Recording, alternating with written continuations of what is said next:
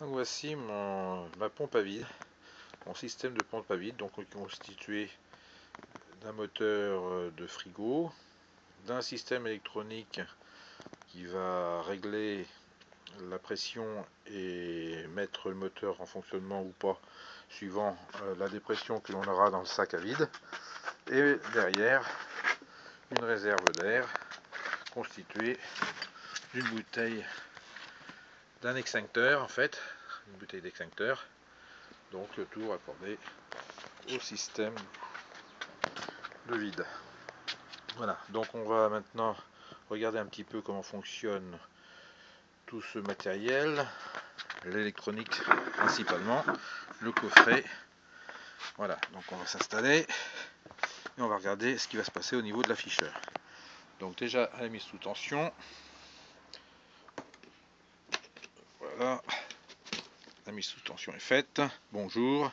Et on va pouvoir faire un premier tarage du système, voilà, en appuyant sur le bouton bleu. Et on voit que c'est parti pour un tarage donc de l'électronique, donc de la sonde. Donc il va prendre la pression atmosphérique du moment pour pouvoir faire les vides dans le sac, puisque tout ça c'est pression intérieure, pression extérieure, ça joue énormément. Voilà, donc la pression est réglée. En principe on doit avoir une pression, alors ça c'est les points de consigne. Voilà, on a une pression de 1060, donc la météo 1060, c'est comme un baromètre, hein. Ça fonctionne pareil. Donc ça on peut faire apparaître le temps qui reste de fonctionnement. Alors à chaque fois hein, c'est 24 heures hein, qui est remis à chaque fois qu'on met sous tension le système. Le taux de fuite, ça détecte donc le taux de fuite s'il y a une fuite importante au niveau du sac ou dans le système en général. Donc en principe ça doit être pratiquement zéro de fuite, et ça on a comme ça un vide absolu, enfin disons un système absolu au niveau du sac.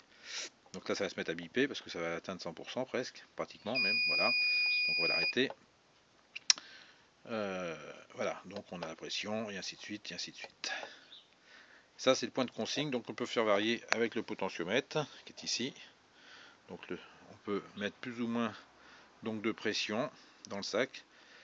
Voilà, si on veut pas écraser trop un profil par exemple, donc on mettra peu de pression ou beaucoup de pression. 760 je crois étant le maximum.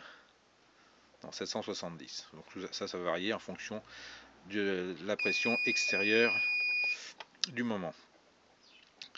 Donc maintenant on va mettre un bouchon sur le tube, comme si on avait un sac de branché. Voilà, donc là je viens de mettre le petit bouchon. Et on va mettre en fonctionnement la pompe. Donc j'ai un interrupteur sur le côté en dessous. Voilà, on entend. Et on voit que la pression va monter. La dépression, voilà, on a atteint 360 qui va être la différence. Non, là c'est la fuite, pardon. Voilà. Donc là on a une pression de 600. Le moteur s'est arrêté. Là il se remet en marche un petit peu. Alors on a une fuite de combien là? Pression atmosphérique, temps de moteur. Fuite 0,8. Voilà, on a eu 0,8% de fuite qui est très bien. D'ailleurs je crois qu'on doit pouvoir le mettre à 0. Voilà, 0. Donc là on a pratiquement aucune fuite détectée dans le système.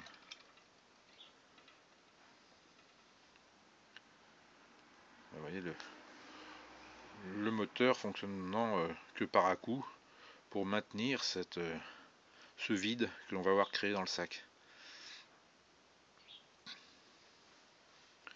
Vous voyez là, là le moteur ne tourne pas. Hop. On a à peine 2 minutes de moteur. Une dépression de 610. Parce qu'on a une consigne à 610. Donc la consigne est bien respectée. Je peux augmenter. Voilà, si j'augmente, le moteur s'est remis en marche pour atteindre ces 700 70 que j'ai souhaité. Voilà, 760. Ça, c'était la consigne.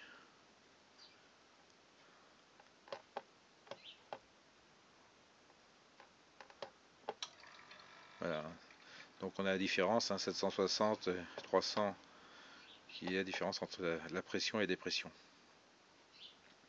Taux de fuite de 17%. Voilà. Voilà. Pression 10,60. Taux de fuite 0 pour l'instant. Donc vous voyez que le moteur tourne pas beaucoup que par à coup, donc ça évite qu'il surchauffe, et tout en maintenant un vide, le vide que l'on aura réglé dans le sac. Voilà. Le moteur vient de se mettre en marche. Donc voilà mon système pratique. J'ai déjà fait les ailes du K18 comme ça avec cette pompe là, ça marche parfaitement bien.